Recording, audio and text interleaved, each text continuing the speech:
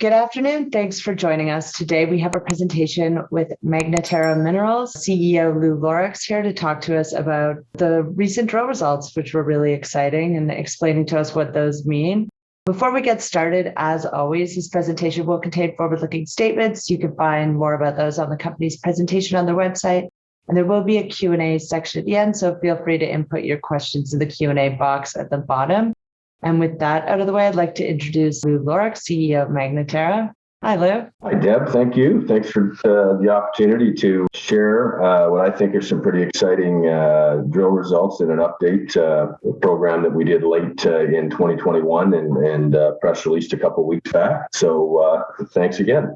Yeah, looking forward to the update. Why don't you jump into a little bit of an overview of the company, and then we can talk about the recent news items. Absolutely. I'll jump in here to this to our deck. I'll just spend a little bit just doing a little recap about the company for your viewers. Magna Terra Minerals, TSXV listed company, focused on projects in Atlantic, Canada. Three specific projects. Today's focus is going to be on our Great Northern project in Newfoundland. Forward-looking statements, won't need anything about that. So as I said, three camp scale projects: Great Northern in Newfoundland, Cape Spencer and Hawkins Love in New Brunswick. What's exciting about the company, I think, that separates us or sets us apart from a lot of junior explorers is we already have existing resources in the ground at our projects. So we know we're in fertile gold environments, which I think is very, very important for investors. I mean, this isn't a grassroots situation, which I think, as I said, separates us from other juniors. You know, our goal is to find and add on to the resources that we have and discover significant ounces and obviously such that they're developable into a mine in the near future. A little recap of the capital structure of the company. I won't spend a whole lot of time on this. We've got about 60 million shares out, very tight float. Market cap at current prices is a very, very, very inexpensive and reasonable $8 million. We've got a pretty significant share register of not only Anaconda Mining, which we have a relationship with sister companies. We share effectively management, technical, and finance team and an office with Anaconda, both here and in St. John's, Newfoundland. So it's very useful for us. But we also have some other very good institutional and high net worth investors that have been very successful in this industry. So. Not necessarily usual for a small company. Just to give you a little recap on why and where we are in Atlantic, Canada. One of the things that we've always believed in, whether it's Anaconda or ourselves at Magna Terra, is this area is very, very underexplored. It's kind of changed, I guess, over the course of the last couple of years, and really with the last year. Specifically, there's been a little bit of a staking rush, not only in Newfoundland, but also Nova Scotia and southern New Brunswick. And the reason for this is these prolific and large fault structures that run effectively the length of the region from the Carolinas, all the way effectively to Ireland. And this slide tells a good story here, just, in terms of the large gold deposits that are on these major fault structures. And historically underexplored. So our belief is there's more of these major discoveries to find. This is a very key slide for us, and you're going to see me refer to this over and over, this slide and the next slide. We have a very, very good and very useful analog in Newfoundland, and that is Marathon Gold's Valentine Lake project. It's now currently 4.8 million ounces and counting. It's at the development stage. They produced a feasibility study last year, very, very robust feasibility. I'm sure this mine is going to get built, And the key, why it's so important is I'll jump to the next slide, is as you can see, this is Valentine Lake. There's this major fault structure, the Valentine Lake Shear Zone. And the deposits, not one deposit, but many deposits like pods along a string, along this major fault structure, form that 4.8 million ounces and counting. The reason the geology and the reason this is important to us, because we have the same geology effectively along the Deucers Valley Fault in western Newfoundland, where our Great Northern project is.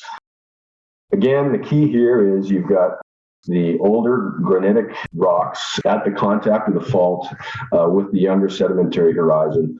And this is where we see where it's for gold emplacement. And as I said, we have a very, very similar environment. There's another project, another company, Matador Mining from Australia in southern Newfoundland. They have the Cape Ray project. They use Valentine Lake as an analog as well. And the reason being is there's these major fault structures that run up the island, and you definitely have a great chance of finding gold if you're on the major fault structures. And we are on one of these major fault structures in Western Newfoundland called the Deucers Valley Fault. And I'm going to show you in the next couple slides at our Great Northern Project why we believe we have a very similar environment for gold deposition as, like Valentine Lake, and why we think we're in the early stages to developing something pretty significant here at Great Northern. As mentioned, we have resources, and you can see in this slide in these little black dots, discrete deposits along this fault structure. This is the Deucers Valley Fault, runs up and down here. We control about 8 kilometers along this fault structure, not only at Great Northern, but in a sister project just to the south called the Viking Trend, or the Thor Viking Trend, where there's a further resources between the two projects, about 350,000 ounces, mostly inferred. But the key is we know there's gold here. This has never been infilled. It's never been tested down dip. So lots of, it's basically open significantly for further testing. So in late October, early November, we tested a theory. As you can see, these minor cross-cutting fault structures by these gray lines that come off the major faults off to the west, northwest. And our feeling was that perhaps these minor fault structures were potential, controls for gold, gold deposition. So we focused specifically here at the APSI feeder zone, just off the, I'll zero in on that, just off of the APSI zone, which is a resource area defined by these drill holes that you can see in gray. We focused on the feeder zone that's marked by this fault structure up to the northwest. A small drill program, 1,200 meters to test it and test our theory that these minor structures may be control mechanisms for control structures for gold. This slide just gives you a little bit of an idea of the tenor of mineralization that we see here at Great Northern. Some of the historic intercepts are very thick intercepts, good tenor gold, mineable grades, open pittable at near, obviously at surface, so open pittable, but 1.77 grams a ton over 75 meters, 1.13 grams over 115 meters, 1.4 grams over 84 meters. So, a significant gold system here. We really like these thick zones of mineralization. Obviously, not much drilling out of these discrete, these discrete deposit areas. As you can see along strike here, along the major fault structure, no drilling has occurred, and no drilling has basically occurred outside of these resource zones. So we tested this what we call the APSI feeder up along the valley here. It's denoted by some gold showings that we identified through prospecting. It's about an 800-meter strike up to the northwest effectively from the most northwest historic hole that was drilled. This JA 0536 that returned 1.12 grams over 115 meters. Oops, let me go back. Sorry about that. And so we tested, this structure up to the northwest. And, what we saw and what we returned is, we had a 150-meter step out that came back with 1.3 grams over 16.5 meters. We had another step out hole about 60 meters, a little higher in the system, that returned 1.64 grams over 10 meters. We had much broader zones, 0.72 over 128 meters. So you can see the redder, this is the historic resource area.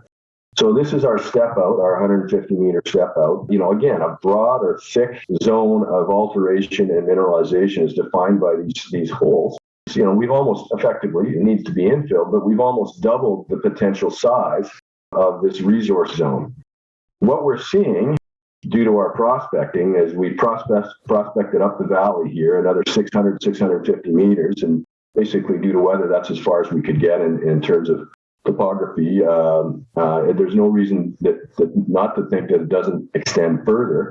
But what we see is gold showings at surface up to almost 15 grams per ton. So we've identified, or we've opened up a further 650 meters of strike length up to the northwest, to add to this resource area. I mean, this is significant based on the thicknesses of gold mineralization.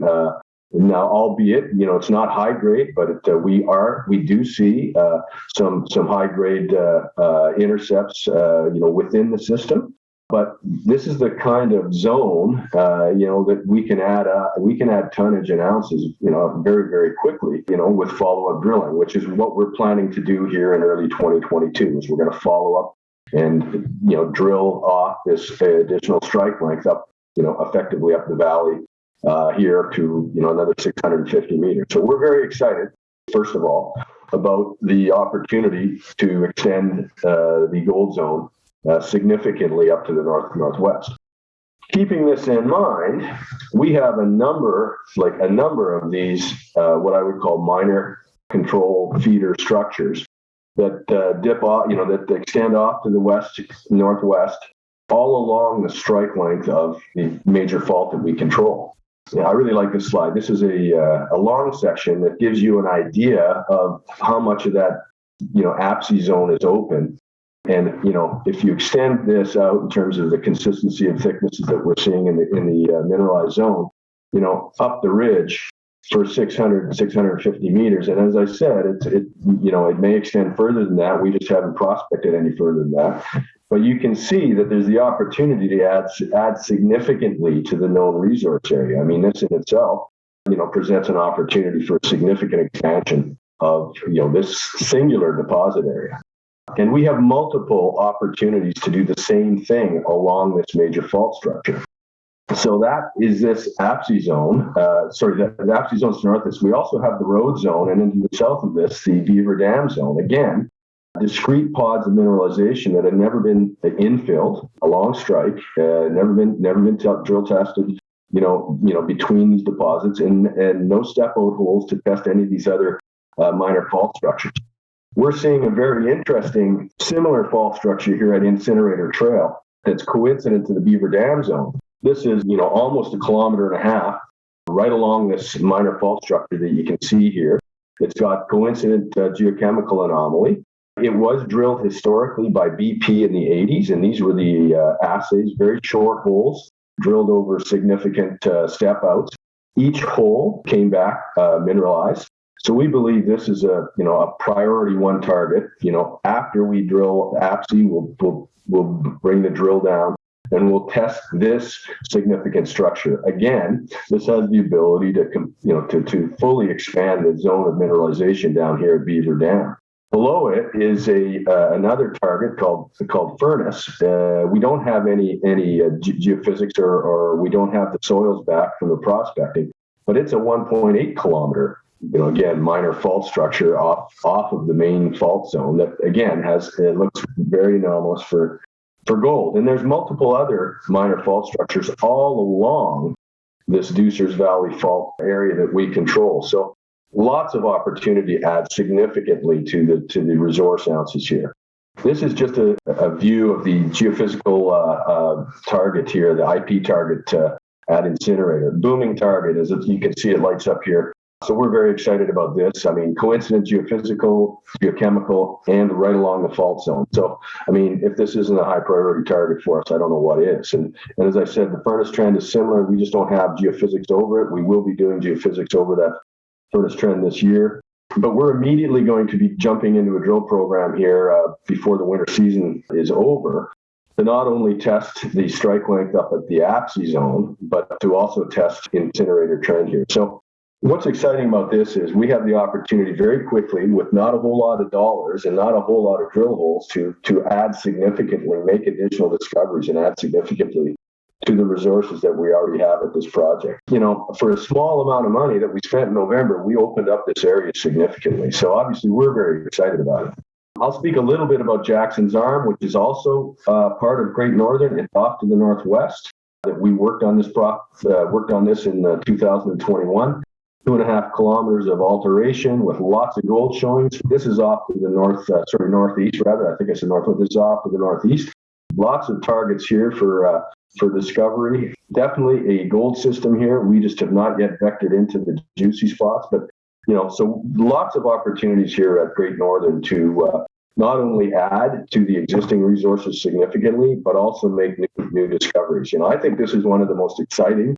There's lots of exciting projects in Newfoundland, but I think this is one of the most exciting projects in Newfoundland right now, just based on the targets we have, the mineralization we have already have in resource, and what we see in terms of discovery potential. So speaking of this year, our exploration budget at a minimum, it's obviously subject to financing, subject to available capital. We will be in the market. But we have a minimum budget of 7,500 meters of additional drilling at the APSI feeder and incinerator trail and furnace trends in Jackson's Arm. Obviously, based on success, we would continue to drill these and other targets. We will have soils coming on that southern portion of Rattling Brook as well as Jackson's Arm.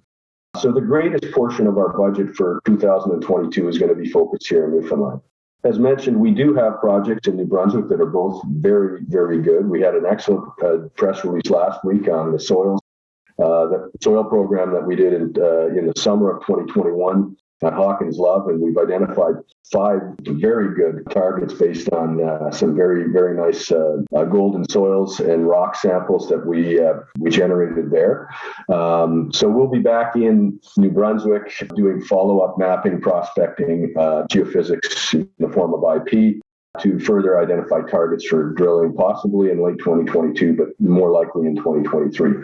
So this year, our focus is advancing Great Northern in that Rattling Brook area, adding to the existing resource. And as I said, I think with a limited amount of drilling and a limited amount of capital, we can significantly add to the existing resource and make substantive additional discoveries. So it's very, very exciting. So to summarize, what do we have? We have an undervalued company based on our peers with exciting new growth potential here at Rattling Brook to add a significant deposit.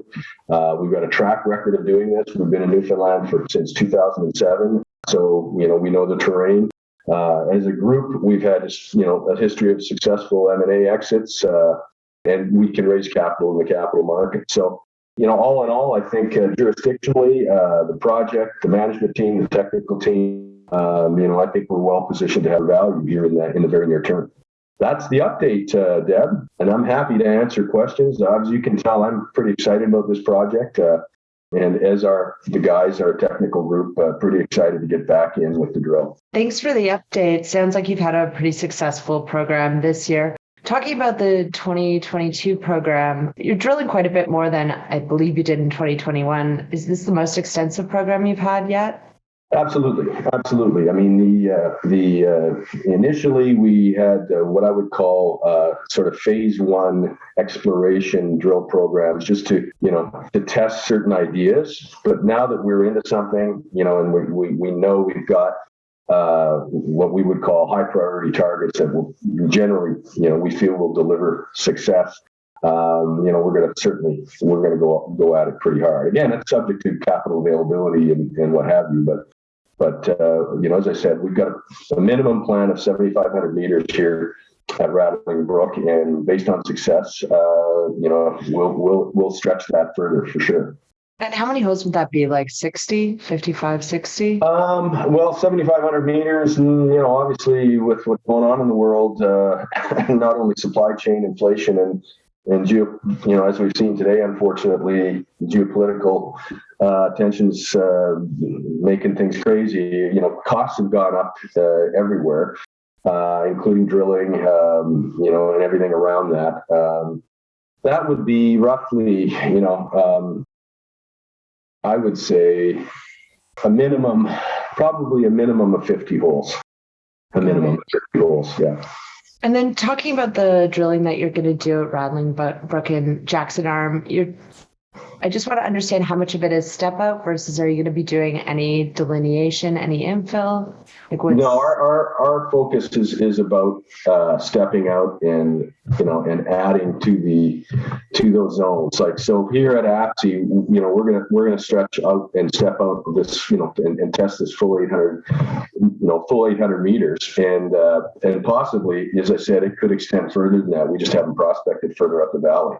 When we look at how nicely the APSI zone holds together, the existing deposit area or resource area, we have a lot of confidence, and we're seeing it also in terms of the analysis of the drill core. We have a lot of confidence in the mineralized zone that we're in. It's pretty consistent. The dip's pretty consistent. So obviously, to develop and extend this resource, we'll have to infill and tighten that up. So some holes will be infilling along strike, such that we can possibly convert some of this into a likely an inferred resource. But for the most part, I would say 80% of the work we're going to do is going to be to find new ounces. To show the size, potential size. Exactly. To show the potential size of the system we've got here. And what would be the timeline, do you think, for an updated resource? Ooh, good question. I'm a little jaded on that. I mean, I don't know if I want to put out an updated resource right away. I mean, what do you gain by going from, call it a couple 100,000 ounces to 400,000 ounces? Really not a whole lot. I mean, I think we just keep drilling. If we're finding new zones, for example, if we go down to incinerator and furnace trend and we drill those off and they successfully deliver new zones of mineralization. I think we keep chasing these minor structures and try and put this all together, and come back to it at a later date. I think the key here is to show how much this can grow. I don't think the market really cares about, going from 250,000 ounces to 500,000 ounces. They'd rather see, can we make this 1 million, 1.5 million, 2 million ounces sort of thing, right? I think that's, showing the potential, I think, is more important than updating a resource. Heck, you don't even need a resource to be acquired anymore, Lew. Get with the times. Well, that's not what I was, my arms weren't I'm just kidding. My arms weren't waving that much, but no, that's how excited we are about this. We do see that this does hold significant potential to be something a lot larger than certainly what we thought it could be when we acquired it. Mm-hmm. Can you talk a little bit about your relationship with Anaconda?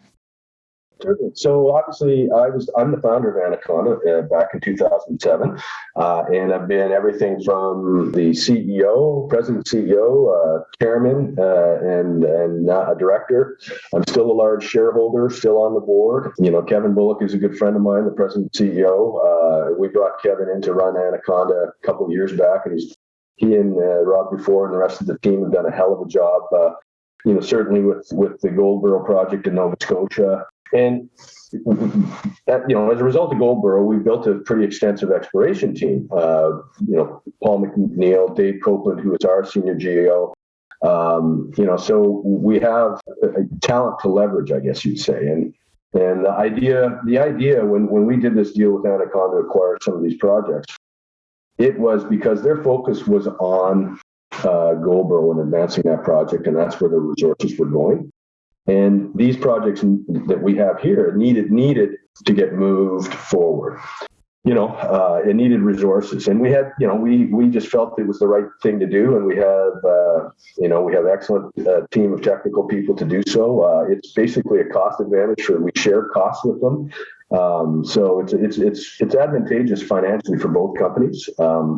We share costs of an office both in Toronto and in Newfoundland. We utilize their finance team. Bill Francis is our CFO. He's Anaconda's controller. So there's lots of great synergies, but the most important synergy I think is that we get to leverage the years and years of technical expertise that the team has developed in the Anaconda years, really. If you were to develop a resource on one of the regions of your projects, would it make sense to sell that project back to Anaconda for feed? Is that something that maybe down the road the company would consider? Well, I mean, I think at one point, when Anaconda had this project, they did look at it, as a potential opportunity for the Point Roos Mill complex, but I think it, the only way that makes sense is if you can truck it, if you can truck it, and it's trucking costs. And so economically, based on the grade that we're looking at here now that we know it, call it 1.5 grams, it's tough to truck 1.5 grams rock, and make it cost effective. So unless you see a grade bump here, or you potentially build a concentrator and concentrate it, I think it would be difficult unless gold prices were much, maybe not much different than they are today, but certainly it's not out of the question. I think what's more probable is that this project gets to a size and scale that allows it to potentially be standalone. I think that is something that is likely more probable. I mean, what's interesting here is you've got all the infrastructure you need. It's highway accessible. There's power line that runs right through it. There's really, it's an ideal, place, not only to explore, but to potentially develop. From an infrastructure perspective. So, I didn't really, I guess I answered. The answer is yes, possibly, but we're hoping that we find something that supersedes that in the sense that it's big enough to be standalone. Got it. What is the distance? Just out of curiosity. Well, don't quote me on this, but I think it's 100 plus kilometers. I don't know the exact number, and I should. I probably had that information at one point, but as I'm getting older, information seems to be harder to keep. But it's 100 plus kilometers. It's not a as I say, it's on the sort of the cusp of maybe. Like, it's not a slam dunk. Mm-hmm. I guess the other question that I had was just about Newfoundland in general. I mean, we saw a lot of activity last year in terms of drilling and exploration on the island. I would assume, 2020 was a great year for mining companies to get financed, even the beginning of 2021, but the capital markets have been a bit slower for mining companies, I would say, since, call it end of Q2 last year. So do you think there's going to be as much money exploring on the island? Do you think the rig availability is going to go up? How do you see kind of this season playing out in Newfoundland? Well, most of the companies sort of capitalized on the Newfoundland fever and financed up pretty well. So rig availability is difficult. And so this is one of the advantages we have with our relationship with Anaconda. Anaconda has significant relationships with drillers. We participate in that, right? So we have a rig effectively available for us or to us when we want to start drilling here at APSI in the next few weeks, which is what our plan. And that's because of Anaconda's relationship with the driller. But it's definitely slowed down.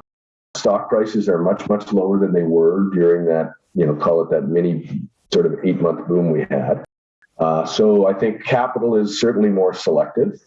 What I am seeing is, we are getting calls from funds and so forth. And what investors, resonates with them is the fact that, we do have ounces in the ground. So we are in gold fertile environments. It's not a grassroots to greenfield situation here. These are, advanced projects to a certain degree. And so I think you have capital now starting to get a little more selective. And that's what I'm seeing. It's more selective at certain projects. So, but it's still, look, Newfoundland is still historically significantly underexplored, and there's lots of opportunity to make, for significant new discoveries. The newfound gold story, obviously that's it has been a huge story, and it's gotten a little quiet over the last several months, but it's still a significant story on the island, and that attracts capital, and we've got significant and bright mining investors that are focused on the island because it doesn't have the same kind of history from a capital intensive effort, like, Red Lake, the Abitibi, you name it. And so, there's a belief that there are discoveries here, world-class discoveries here to make. Yeah. Well, it's certainly interesting times for the region as well as the world. If we'd done this webinar about 7-8 hours ago, it would have been a lot more exciting, but it seems like the gold price is falling off a bit here.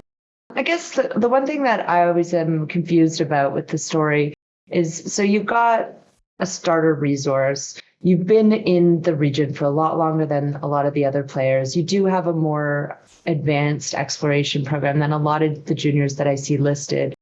I just don't understand that, to the disconnect of being an 8 million market cap. And I think that this year, with the amount of drilling that you're doing, I think hopefully you start to close that gap. Maybe you can speak to it a little bit. Well, that's look, at the end of the day, as the CEO, that's on me, right? Getting the story out and properly told such that people understand the effective, what I would call the valuation upside here. I believe, based on what we have and the opportunity in front of us, our stock price should be much higher. Just on a peer, when I compare ourselves to other peers that aren't nearly as far along as we are, right? But so it's on me to pound on doors and through mediums like this to get the story out and make people understand, make investors understand that this is a heck of an opportunity that's really not yet been uncovered by most investors. We do have some significant high net worth, sophisticated mining investors in the story. Their long-term view, they're very supportive. And my job is I got to go out and find others to help us along. At the end of the day, it's important because our cost of capital. I'm the largest shareholder at about 15%. Last thing I want to do is dilute the company at these low share price values, right? Because it not only affects other shareholders, but affects myself as the largest shareholder. So I'm wearing the same hat as everybody else. I think as a shareholder, and I think we've got a heck of an opportunity here, and that doesn't even speak. That's just Newfoundland. It doesn't even speak to the two projects we have in New Brunswick, which I think are as interesting, not quite as far advanced as this, but boy, they're very, very exciting in their own way. Mm-hmm.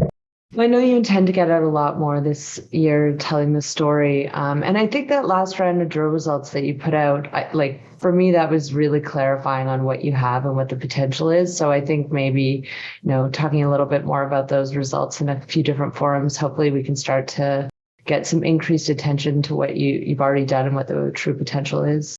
No, thank you. I agree. I think it's painting that picture, and this last round is, and as I said, it wasn't a big capital expenditure. It wasn't a big program. It was testing a theory that we needed to spend the flow through dollars anyway before the end of the year. So it's how best to spend them.